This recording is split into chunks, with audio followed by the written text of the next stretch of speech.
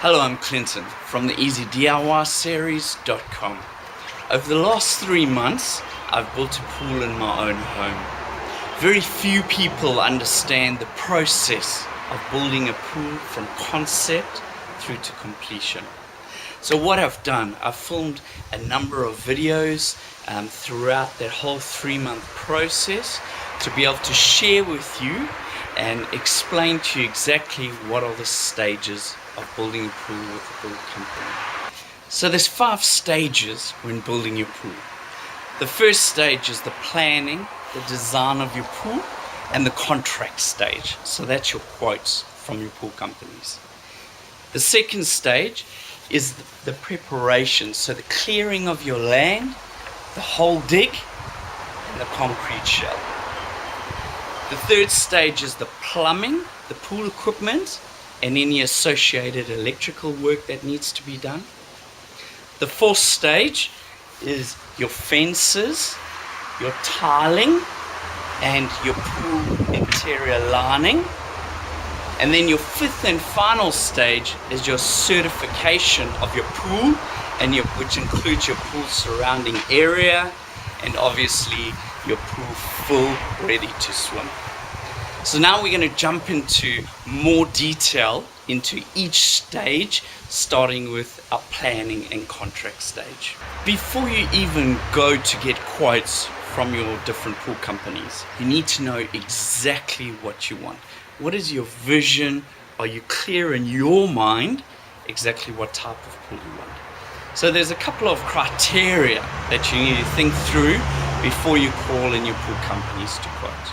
The first one is, where exactly is your pool going to go? So how big is your space? Where is that space where it's going to go? You need to ensure also that it meets your local council regulations, and that space you're actually able to build a pool. So what I suggest is you go visit your local council, you explain to them exactly where you want to build your pool on your property, and they'll be able to give you some advice or an initial view if you're going to have any problems or complications for compliance. So you know where you want to build your pool. You want to know, you need to choose or decide what size you want. So the pool that I have built is 7 by 3.5. Obviously you can go for lap pools, you can go for bigger pools. It all depends what your purpose is and what you want to use it for. Another thing to consider is the style of the pool. So you can get your traditional, what they call free form pools, where you can choose a specific style or shape of pool, or you can go for the more contemporary rectangle style pools, like this one, what I've chosen for my pool. Another important point is you need to understand where your utilities run. So where's your power? Where's your sewage? Are you going to have any complications once you start digging your pool? So how do you find this out?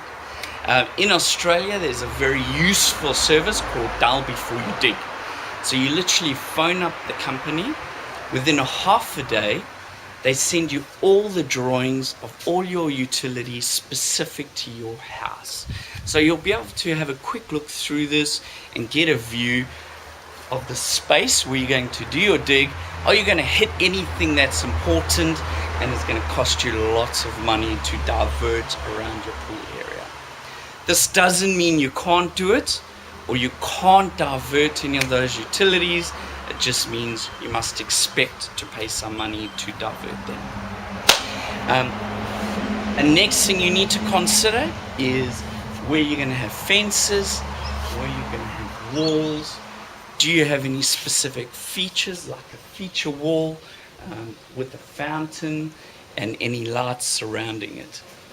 What I really suggest is what I do always is stand back from your pool area and try visualize what you want. So visualize your concept and ensure in detail that you understand what you want. What I do, which is very useful too, is on a simple piece of paper, draw your vision, draw your concept of your pool, and write down all the specifics, all the ideas, which will be an input into the quotes you'll get from the pool company.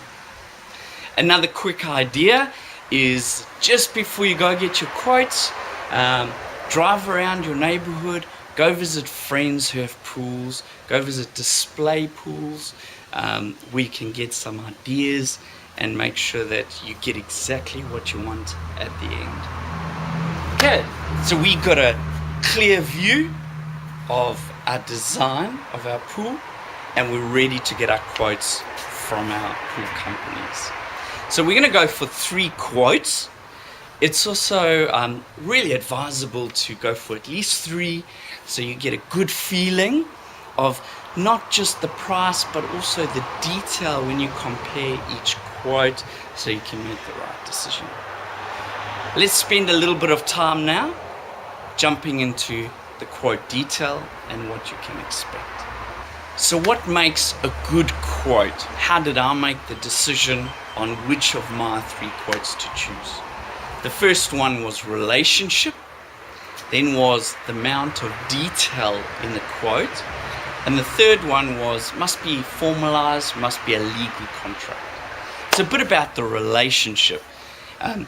If you have a good relationship with the pool builder, it's most likely to go smoothly from beginning to end. It's a relationship based on respect, about transparency, to ensure that you're on the same page at all times and you don't have disagreements. The second one is detail. So all your expectations, your vision of what you want, your drawing that you created on the paper, ensure that is all in the contract itself. You don't want any surprises at the end. 3 months down the line, you don't want to have a disagreement saying, oh, I said this, don't you remember? It's not about memory, it's about ensuring everything is in that contract. And the third point, in terms of a legal document, in Australia, most pool companies use a master builder's contract, which is actually a legal document, a binding document, which explains everything, has pictures of your pool model, has progressive payments that you need to make, and even has a proposed schedule for your pool. This document is what you sign, is what you accept. You will pay a small deposit once you accept it, and then you'll move forward from your planning and contract phase into actually starting to do the job. We've now accepted the contract, we've paid our small deposit, and we know it's going to take approximately 2 to 3 months for the completion of your pool.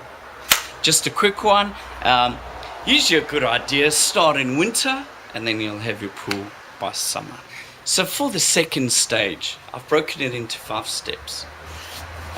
They cleared the land, then they've dug the hole, they've added the steel reinforcing, which is in preparation for the concrete shell, the concrete layer, which is added. So a little bit about each step. First step, clearing the land. Expect a mess. At the end of the day, if you expect to save your plants or bushes where the area is going to be, some bad news, it's probably going to be a big mess, muddy from rain. Better to rather take your plants out and transplant them once the pool build is finished. When they come in to actually dig the hole, this is where they sculpt the shape of your pool itself. They usually bring in diggers and bobcats to dig the hole. I was very impressed. The guys were very competent. They knew what they were doing. And at the end, although I just had a hole in the ground, it was more or less the shape of my pool on the inside. On to the third step, the steel reinforcing. So we have steel rods, which they place a frame in the pool hole, for the shape of the pool. Now this steel frame becomes the strength of the concrete layer.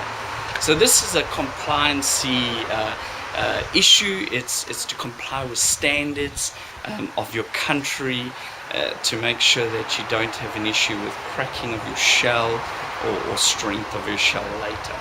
So they actually bring in these steel rods and they manually bend it, as in this picture, to the shape of your pool. Once the steel reinforcing, they call it Rio, once that is in, we're ready for our last step, and that is actually adding the concrete shell itself. So for the concrete shell, they bring in big concrete trucks, and as you can see in this picture, they actually use concrete spray hoses to actually spray a layer approximately 20 centimeters thick, with the steel reinforcing in the middle. So the concrete shell is now complete. We have our plumbing in place, we have our LED lights, we have our skimmer box, we have our steps to get in and out of the pool, and we also have an entertaining step which runs the width of the pool. Don't worry about water gathering on the bottom of the pool.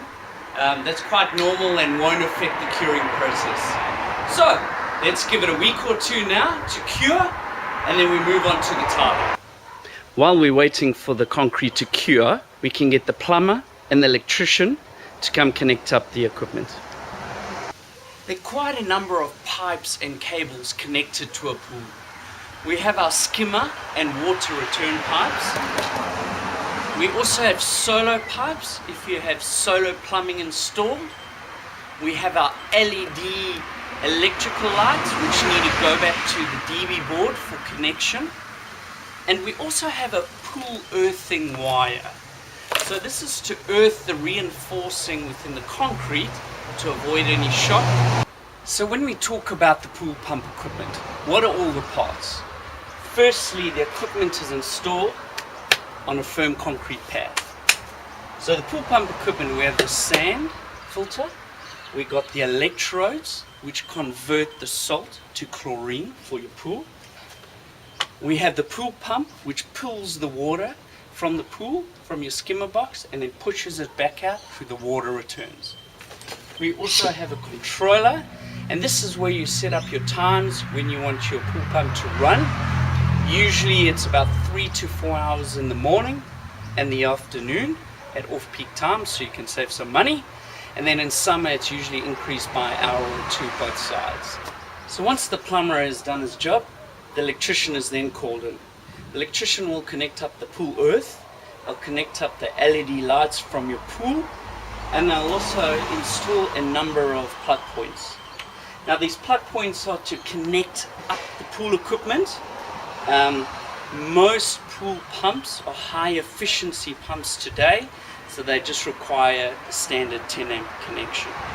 It's also a very good opportunity if you want to install lights around your pool to do it at the same time to save on cost. Now that my tiles have been completed, let's talk a little bit about the tiles. So in your contract, you'll have an allowance for your pool tiles. What the pool company will do, they'll usually refer you to a local pool tile shop where you can go visit them. You can choose the style and the color of your pool tiles. So this is just an example of a catalog of many different types and styles of tiles which we could have chosen. One thing you need to be careful of, if you do go for something a bit better, you'll most likely exceed your allowance, which will result in a variation in your contract, meaning you'll pay a little bit more. Maybe that's not an issue. Okay, so there's 4 types of tiles which you can find around your pool. The first one is known as the coping. So the coping tile is the first layer of tile which runs around the top perimeter of your pool. After that first layer is really, you can decide how many rows of tiles you want after that, depending on your space, if you have an entertaining area, whatever you want to do. A third type of tile is known as the scum tile. Now, scum tile is usually about 30 centimeters high, and it runs down from your coping down through the water edge, the top, on the wall of your pool. Now, the very reason for a scum tile is to prevent any dirty water edge causing a mark on the interior of your pool. Now, in past pools that I've had, I haven't really had an issue with this. I never had a scum tile on, but if you do have a lot of trees, a lot of dirt blowing into your pool, then it is advisable to get a scum tile. It's usually about $2,000 to $3,000 more if you go with that. And a fourth final tile, if you have a wall feature like we do, you might choose a different style or look of tile to complement the rest of your pool. So that's a fourth one.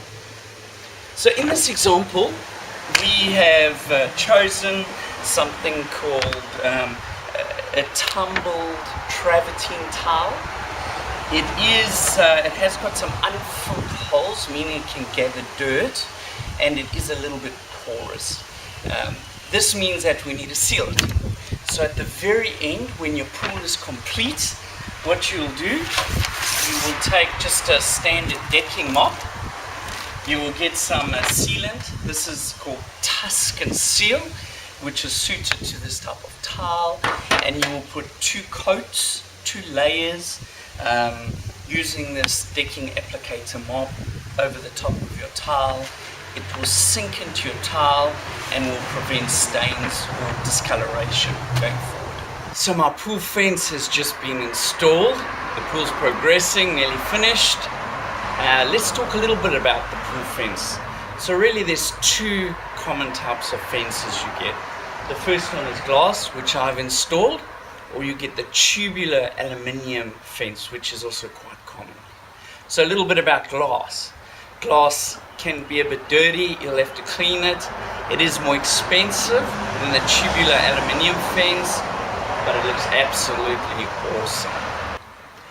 But there's one way, if you want to save some money and you really set your mind on that glass pool fence, install it yourself.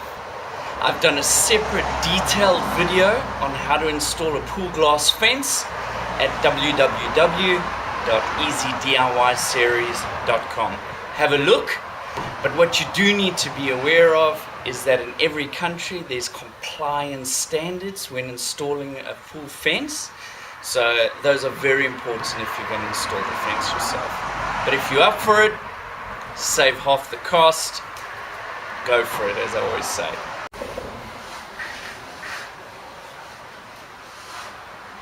My pool interior surface has just been completed.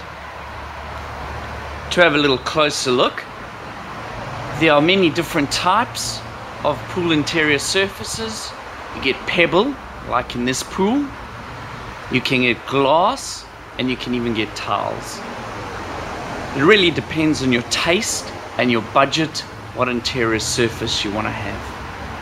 So beside the type of interior surface, you also have the color. Some people want a blue type of look in their water when it's filled. Some like a green type of color. So what will happen, for example, in this pool, they've put a specific color pebble in here which will give a blue look once filled with water. That's obviously a personal preference that I want in my pool. So tomorrow, after this pebble interior has cured, they will give it an acid wash and then it will be ready to fill. So before the pool could get filled, all certification had to be completed. So that's pool, that's fences, that's anything to do with the pool area. Had to be fully compliant before they can fill the pool up. One quick note, if you built anything yourself, like I did with the glass pool fence, although the certifier will certify the fence build itself to ensure it's compliant, they will request something called a Form 15. So what a Form 15 is, it just certifies all material you use is compliant with your country standards.